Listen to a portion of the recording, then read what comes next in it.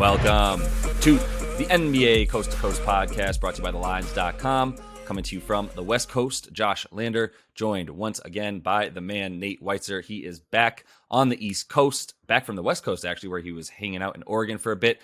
Nate, how are you today, sir?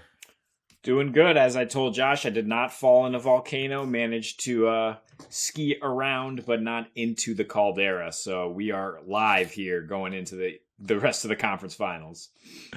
Yeah, and a little bit downtrodden, being down 1-0 in that Celtics series for your boys. But, you know, that's what they do, apparently. They are much better when they are not expected to win, although they are heavily expected to win in the game that we will be talking about here in just a minute about the May 19th game. We are recording this on Thursday, getting ahead of all these early lines for this game for you. Make sure to like and subscribe to that page. We're bringing you best bets in this video. We also have one up with player props for everything going on Friday night's game there. Also want you to head to thelines.com. You can check out all of the great written content we are putting up on the site and use that odds finder tool we have up there for you guys. A nice little chart to see all the odds available to you from all these books, giving us bets this postseason. We are staying hot here. Nate knows that things went very well in both game ones for me, riding solo. I'm happy to have him back, though. A couple extra eyes on things here as we move into this best bets, but I did rather go 3-1 in the best bets alone there, and then had a couple other props that also hit at a 70% clip. So we're feeling pretty good as we move into the game here for Friday night.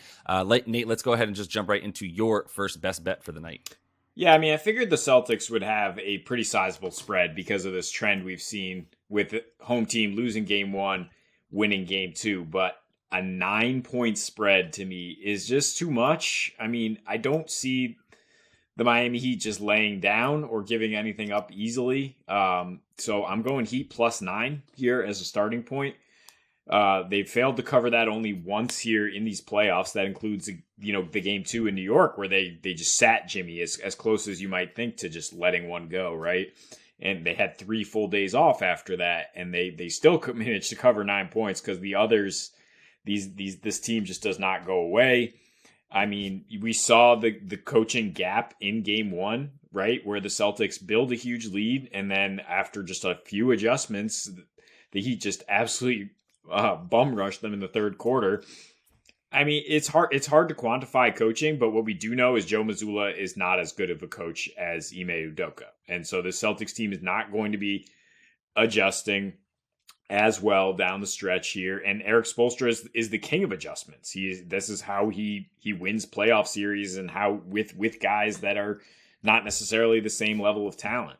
So even if the Heat are trailing again, I do think that they'll find a way to close the gap. I mean, this is similar to that situation in Game 5 in New York, right, where they're trying to close the Knicks. Right. They get down 19, and you're like, oh, okay. The Knicks, they're just going to pack it away and wait for Game 6 and close it at home. But no, they cut it to 2 with like 3 minutes left because of like just dusting off Duncan Robinson and being like, you know what, we're going to run some plays. And we're gonna hit like they pull them off the scrap heap, and they find a way to compete. The only time they did not cover this, as I said, it's happened once this playoffs. It was when the Bucks had that just incredible shooting night without Giannis. They scored 138. They shot 51% on 53s. The Celtics are capable of lighting it up for sure.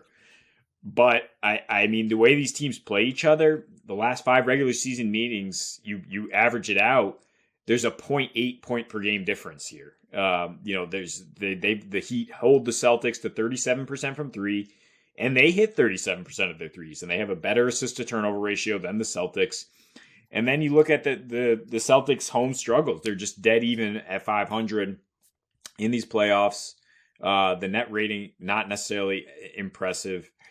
And the one situation where they did come back and smash the Sixers, to me, there couldn't be a bigger difference mentally between the Sixers and the Miami Heat, right? It's like, of course, yeah, the Sixers might, if things aren't going well early, just pack it in 1-2-3 Cancun, follow the lead of their 1B star. But I just don't see Miami letting it go like that. If the Celtics do manage to hit 25 threes, 20 plus maybe is what it would take, then they could pull away. But otherwise, I think Jimmy and the boys, they find a way. Yeah, I would actually add to your 500 at home stat here for the Celtics this postseason. They're 500 at home the last like three postseasons, or at least two. I think they're 10-10 going back to last year at home in the playoffs there. So that's who they've been at home. It's a little bit odd. I'm not very quick to just dismiss them the way that we've kind of been doing since last playoffs, though, right? Like since last year, I remember it felt like right around this time I was talking to you. They were playing the Heat, and they had a formidable foe coming on the other side there with the Warriors, making it to the finals on the other side. Denver looks like a very formidable foe coming on the other side as well. So it all feels really similar, and we were all like, this Celtics team, man, I got an uneasy feeling. They don't bring it, but then when they bring it, they look like the clear-cut best team in the East, and definitely the deepest. So I'm not really going to worry too much about this. I felt really good about 7.5 for the Heat. Kind of wish I had the balls to hit that money line in the first one, but felt great about the 7.5 even as, the Celtics were doing their thing in the second quarter, specifically the second quarter, because it was still a 2-point game at the end of the first, despite both teams. I mean, because both teams were shooting so well. In this one, I am a little bit weary of just picking the Heat. I'm feeling pretty good that like what I've seen in the past is what I'm going to continue to see from the Celtics in this situation, where they are going to come out and rain down threes at home with a super pumped up crowd. It's a very high spread in the first quarter, which is something I was looking at as well as one of my best bets here for the Celtics to come out and just fire away and be up. But it's a -3.5 in the first quarter, a little bit big, but I still think that's possible. My bet here though, Nate, is for them to score 112.5 or more, 113 points or more in this game for the Celtics alone. It's -120 on DraftKings. I'm willing to put a unit and a half on that, because I think that this game is still more likely to have, a 98 pace, and that was with an 88 pace in the fourth quarter. Like in the first three, they're going up and down like I thought they would ahead of that game one. And I think you can continue to expect that at the very least from the Celtics, who are, what we saw in game two against the Sixers that you brought up. I'm just kind of believing in that. And even if they don't come out and hit 23s the way that they did in game two against the Sixers, they hit 15 in game two against the Hawks. And in the regular season against this team, they've been hitting a ton of threes as well against the Heat, who do, guard 3-point line well. Both these teams do decently well. But at the same time, like 10 for 29 from the Celtics, we also saw them, go to the paint with just relentlessly in game one against the 76ers, and they did that again here in this game, where in game one where they went for 62 points in the paint. That really opened things up as well in game two, and guys like Al Horford just, it's one of those things where he, instead of going 1 for 5 or 6 or 7 from three, he hit 3 of those in game two. And then you've got Malcolm Brogdon also hit a ton of them in there, and Derek White, despite a low minutes total in the last game, still feel good like he's going to come back and hit those threes for them. So I'm feeling like the others for the Celtics are going to do that for them in this game. Like I said, 100 pace through the first three quarters, where there was 194 points scored. So I think you can, there might not be the same total here. It might be closer to the 215, 210-ish that we're talking about. It could be, but I think the Heat are the team likely to go like under 90 at that point, and the Celtics, will at least kill their spirit enough to like maybe this game does get close at some point. But I am feeling like the Celtics to get their total here is a pretty solid bet, and then really solid bet, because I like it to the tune of a unit and a half. And then it's just a matter of, are the Heat going to come along for the ride? The Heat also had only 19 free throws in this game. Obviously, Rob Will came in and had a lot to do with that, but he proved to also be a problem on the offensive end, even without needing to get a ton of second chance points. He was just the beneficiary of some really good ball movement for the Celtics, who had a ton of assists in that game. So I think the 113, something they've done 10 out of 14 times, and 3 of those unders were against Philly. I think you can expect a bit more of that in game two here. Yeah, I was looking at this one initially as well, because it does seem safe in some way to say, well, like maybe Miami doesn't come along like we saw with Philly in game two in Boston, and then you're still kind of covered, because then Boston will just obviously continue to rain threes. Their backups are incredible, and we saw them get to 120 in that game too. Interesting you brought up the first quarter coming out hot, though, because what I'm actually looking at is the second quarter as -2.5 instead of 3.5. And I think that's really where Boston can push their edge in terms of superior depth, and where Miami tends to just kind of, like a prize fighter or a seasoned horse, right? They just kind of wait you out, and then they're like, no, we're going to save some energy for the third and fourth when we're going to actually deliver the haymaker. And you've seen that, especially on the road in these playoffs. They've been abysmal in the second quarter. 133 defensive rating, negative 17.5 net. That's versus plus 17.5 net at home in the second quarter. They have the second worst defensive rebounding rate in these playoffs in that quarter. You look at some of their examples in Game 5, which I said at the Knicks, similar spot, right? They were up 10, and then they get outscored by 13 in that second quarter. And then in Game 2 at Milwaukee, another kind of similar situation where you've got a great team with their back against the wall. They gave up 46 points, got outscored by 19. Boston at home, while they haven't been good closing games, they are the exact opposite in terms of just lighting it up in that second quarter. They're at their best, score their most paint points, hold the opponent down in terms of fast break, second chance, high assist to turnover ratio. It all leads to a 133 offensive rating and plus 24 net. So by the numbers, certainly you look at the individual matchup when these teams get together.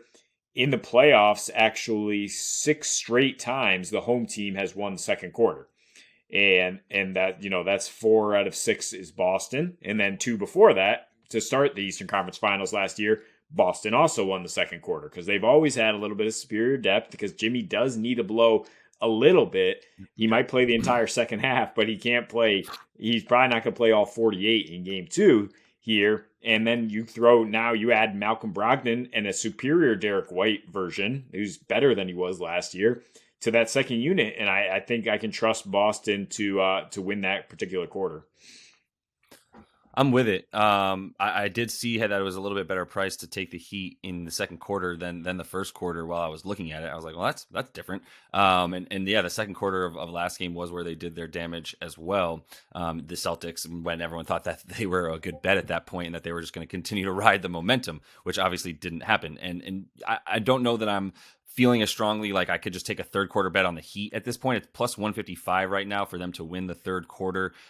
It might, if your logic holds and they win that second quarter and they come back out in the third, the Heat might actually be favored at that point. If you think about the way that the third quarter went last time and the fact that if they're going to make a run at this game and they are down double digits like they were in the second quarter, then yeah, they're going to need a solid third quarter, maybe not to the tune of outscoring the Celtics, 45-26, but you can still probably depend on them to win that quarter. So that's something to just follow along with and sort of double down on that logic. But I'm going to actually go all the way to the fourth quarter where I've also got a bet about that here, which if you've seen any of the videos prior to this one, you've seen me do a couple times, which is take an under in the fourth quarter. It's hit twice for me as I've done it, and I'm going to go back to it in this one. It's just 52.5 points, but the under is minus 105 on DraftKings with the best price there. Full unit for me. I mean, I wrote here, time wears on, man, and that seemed to be the case big time in the fourth quarter. We are one step closer to the NBA Finals, and sphincters are that much tighter at this point.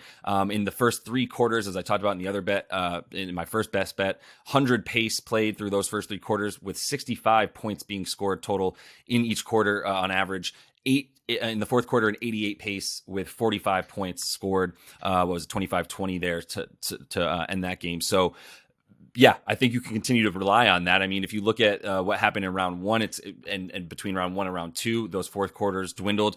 Obviously, both these teams played much faster paced teams in the first round, but that's only just exacerbated by the fact that it is the first round. You're super ready for the playoffs. You've been waiting for this moment, and you're finally there. And then things get a little bit more tiresome once you get to game 110, 112. And so in the first round, Miami scored 64 points in each fourth quarter. That's how many they averaged between them and their opponent, which was the Bucks in that first round. In round 2 versus the Sixers, 47 points per fourth quarter. The Celtics, the same level of of sort of decreasing the speed and the scoring there in the first round. 56 points per fourth quarter, 49 per fourth quarter in the second round there. And then, like we said, we just saw another 45-point fourth quarter in that game 1. So I'm going to continue to feel good about it. In this one, the thing that you might worry about is if it is a blowout and we see some of the backups in there. But even at that point, I guess we're relying on like Cody Zeller and Haywood Highsmith to get us to a high total in the fourth quarter. Not feeling like that's what you want to bank on. So I still feel good about the under 53 points in this one, even if we see some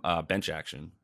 Yeah, and this actually brings us right back to my first pick and why I think the Heat will cover, actually, because if it is an under, I don't think it's a blowout, first of all, because I just don't think that that's the way the Heat roll. But if it is close, we see Boston's pace drop from like 98 to 93 when they're in the fourth quarter here in these playoffs, and walking the ball up kind of was their doom in this last game, as they couldn't maintain much momentum. But we also see the Heat drop down to a 98 defensive rating on the road, and that's how they've been able to come back and win these road games, despite the numbers I gave you in the second quarter when they've dug themselves a hole. So I do think, yeah, it's hard to imagine the lead growing that much or the total growing that much in the fourth quarter if we have that kind of defensive slugfest, which frankly, that's what we've seen from these teams for years now. I mean, it's very rare you get a 120 something game like we had in game one. Which is why I would be scared of the total overall, and I would think definitely down the stretch we go under. Yeah, we will start to go under. One other thing to add to all of this is Kyle Lowry, who was incredible for the first half of that game one. That's when he plays, though, right? He only got 11 minutes in the second half, only had like 4 shot attempts, 2 points. And when he's out there, that's when the Heat play fast. Because, I mean, he even talked about it in the post game after game one with the guys on the TNT set, where it's like, my job is to go out there with the second unit and realize that I'm looking around at 3 undrafted free agents that we picked up that are playing with me. And we can't just play, the same style of basketball, meet them in the field and play and go to battle. Like, we've got to muck it up, make shit crazy, have guys coming out of the woods, flying around, just go, because that's the only way we can do things. And he plays in the first half. He doesn't really play nearly as much in the second half once they're like, all right, it's do or die time. And we saw plenty of Gabe Vincent and Max Strus there. So think we can continue to expect all that stuff. Looks like we're in a lot of agreement here for this game 2 in this Eastern Conference, as that's all the time we have for today. So continue to follow along. Check out the player props we also have up for you. And until we see you next, happy betting.